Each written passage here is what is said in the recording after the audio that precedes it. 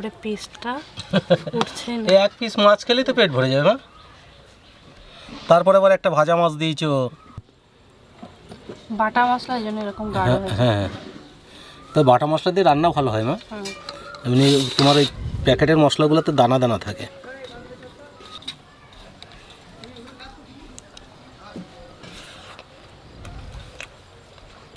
এরকম গরম খাবারের মজাই আলাদা।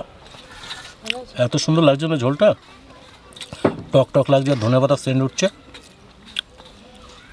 দারুণ লাগছে। যা গরম তুল হতো, বিরাট গরম বা। এরকম খেতেই বেশি টেস্ট লাগবে, হ্যাঁ। ঠান্ডা হয়ে গেলে সেই টেস্টটা পাবে না।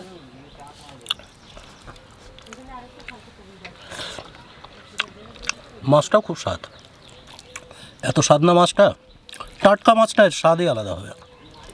যখন আমি কিনলাম না বাজারে, লাফাচ্ছিল একবারে, কীরকম চাক চাক উঠে আসছে।